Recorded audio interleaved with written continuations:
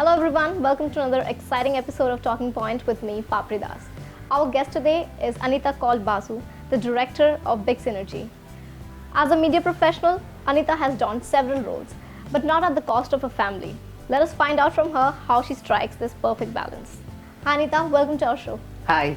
How do you strike this perfect balance, work and family? I think it's a matter of how you manage your time. What is priority at what stage of your life?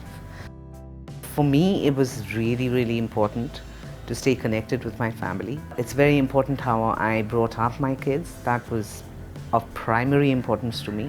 I left my job in India Today at the prime of my career. But when I had my first child, I was very sure that there was a certain way I wanted my children to be brought up, and that's the way I took my career path. I took my life path, really. You were working with India Today and then you took the That's right. sabbatical. Was it hard to bounce back to work? Not really. I mean, if I had decided at that point that I would take up a job, I would have got a job. But I don't think there would have been a problem. I had my children when I was 28 and 31. So it wasn't such a huge thing that I, found it difficult. In fact, I was at the peak of my energies, And I think it just happened around that time that Siddharth and I decided to set up our own company. I think it was easier for me to slip into our own company where I could have the flexibility, and I needed and I wanted that flexibility. I think it would have been difficult, not that I wouldn't have got a job, it would have been difficult for me to compromise on what I had set out to do, which was primarily to put my kids first. You mentioned that you met Siddharth Basu in college, so how did you guys start dating? Well, I'd just come back from London, so he was doing a play in Stephen's College, and I was in Miranda House, and there's a very good friend, Meera Nair, a filmmaker who was in college with us, and she was doing a play so she asked me, if I wanted to act in that play, and she talked about the director, which was Siddharth Basu. So I went and I got the part, and of course from there onwards. So I met him actually my first year in college, and he was doing his master's. That's when we started liking each other and started dating each other, and that was around that time. And then of course after college we obviously went out with that. So before we got married, we were seeing each other for almost 8 years, so that's a long time. So yeah. Both of you hailing from a creative field, doing a creative job, working together. Is there a little bit of ego clash or idea clashes which happen?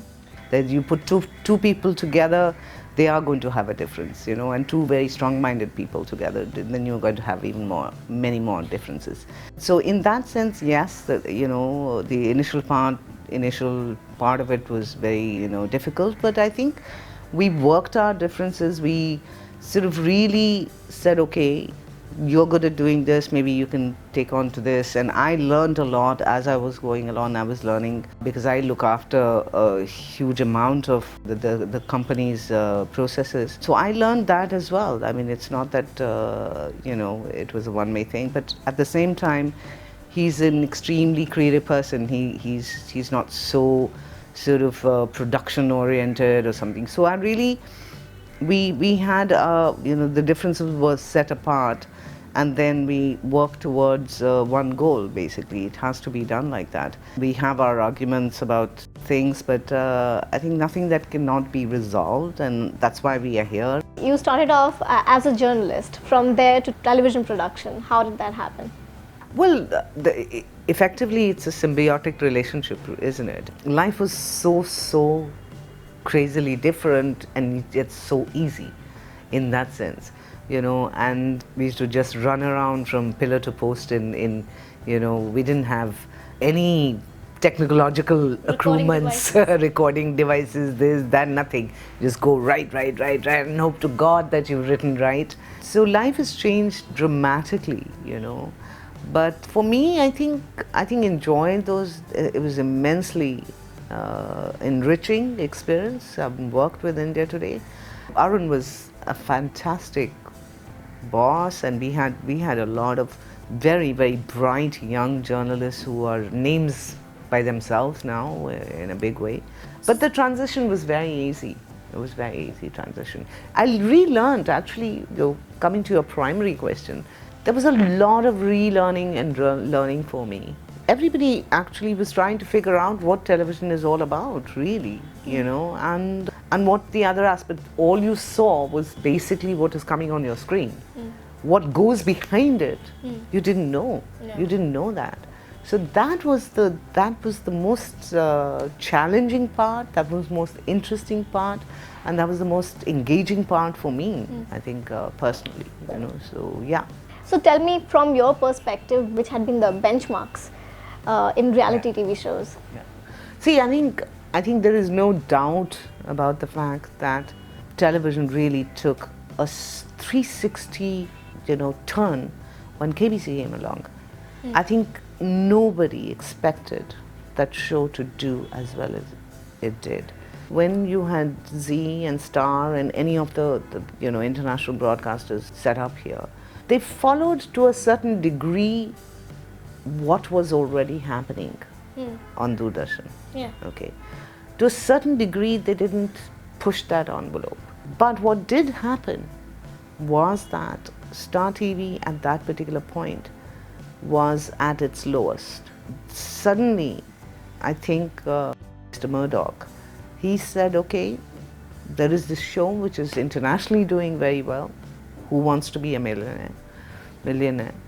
So why don't we try this? But this is your last chance. Yeah. This doesn't work, we wrap up and go home. So that was how it was, and it was very important. And I think one of the things that happened also was that they decided to go in for the biggest superstar that India had seen. I think that decision to go ahead, again, strangely and paradoxically, he was at its lowest. No Indian star had even thought of television being so powerful, and to go into television as anchors or whatever, act in them or whatever. The other part that was very important, which was again groundbreaking, nobody had ever, technologically looked at there was studios, small studios, you'd have one camera here, one camera here, 2, 3 cameras, TK. Nobody had thought that you could have 13 cameras, that you could have lights which are moving heads, thousands of them. Nobody had ever thought. So you see some new kind of fervor taking over Indian television in terms of reality? There is a cyclical sort of reinvention that happens. Every maybe 10 years there will be yet another show that will be groundbreaking, like some of these shows have been in their time. But I don't think it's easy to suddenly say that every year there's going to be a brand new show that's going to have the same popularity and make the same impact as maybe, the Millionaire Show or the dance and reality shows. We have seen these big reality shows like KBC, India's Got Talent, Jhalak Dikhla Ja, and they had, formerly they had their counterparts in the West. It was popular there first, and then it had been franchised and brought to India. We have not seen such indigenous shows, reality shows, being as popular or maybe even produced as many. Why do you think so? I think one of the reasons is to do with developing shows. In India, we have not. In fact, abroad they have format laboratories. They call them format laboratories. There's only people who are sitting there and churning out and thinking about. So it's like a huge ideation cell. You just sit there and start, throwing ideas, and something comes along, and then you go into the testing part of it. Then they get people from outside, then they test their formats and see, is it working, is it too short, is it long, is it not funny, it's not, structurally it's not working. So it is a science, unlike, let us say, fiction shows, which is completely and totally dependent on one writer writing it, okay, which is much easier to do, and you're really you're really churning out stories of India. While there's international shows, those are, of course, those are structured. It's like having a building. They are building blocks and foundations there, which have already been laid. They've been tested. They've worked. They're good. So all that, you know. So it's easier for broadcasters to just get something, pick it up, and move because it's already done well abroad. Any message for the upcoming generation of media enthusiasts and entrepreneurs who are working? Yeah, the message is very clear. Just work hard, man. Just work hard. You know, because I think people just find shortcuts to working hard. When you want to improve yourself and when you want to get what you want to get, there is absolutely nothing that you can't do and get, you know, if you don't work hard. I think that has to show, you know, sincerity with which you do it. You know, you don't find shortcuts, you don't, you know, sell yourself to others something that you are not. I think you have to be sincere, you have to work hard, and there's nothing that can stop you. Thank you so much for joining us today on the show. It was a pleasure talking to you. You too, it's great.